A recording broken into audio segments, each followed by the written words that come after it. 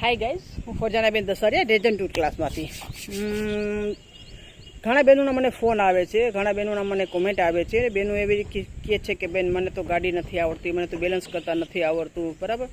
તો બેન જો દુનિયાની અંદર કોઈ વ્યક્તિ કાંઈ શીખીને આવ્યું નથી. આપણે જો દુનિયામાં જન્મ લીધો, આપણે બધું અહીંયા આવીને શીખવાનું છે, બરાબર. કોઈ માની પેટમાંથી શીખીને આવ્યું નથી. આપણે બેનું થોડાક મગજથી નબળા પડે, થોડાક બીકણો હોય, એટલા માટે થઈને બેનોને એવું લાગે ક્લાસ જોઈન્ટ કરો, તમે જાણો કેવી રીતે છે, શું નહીં, બરાબર. બીજી વાત એ કે બેન તમે એમ કહો છો કે હું ફોન બેન ઉપાડો, તો હું બેન ક્લાસમાં હું છું. હું જ્યારે બી તમારો મિસ કોલ જોઉં તો હું સામેથી તમને કોલ બેક કરી જ આપીશ, બરાબર. હવે માન્યતા એ છે ગાડીને શીખવી હોય તો સાયકલ આવવું જરૂરી છે.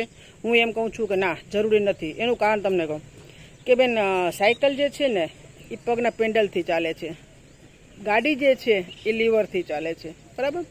બીજી વાત એ કે અમે તો પડીએ ને તો જ ગાડી આવડે. ના, એ વાત ખોટી છે કે પડો તો જ ગાડી આવડે. એ વાત તદ્દન ખોટી છે બેન.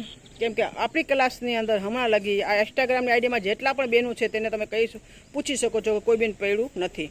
કેમ કે અમે તમારી સાથે જોઈએ છીએ, તમને પડવા દેતા નથી. બીજી વાત રહી કે ઘરના જ કહે છે કે તું રહેવા દે ને ભાઈ, તારાથી ગાડી નહીં શીખાય.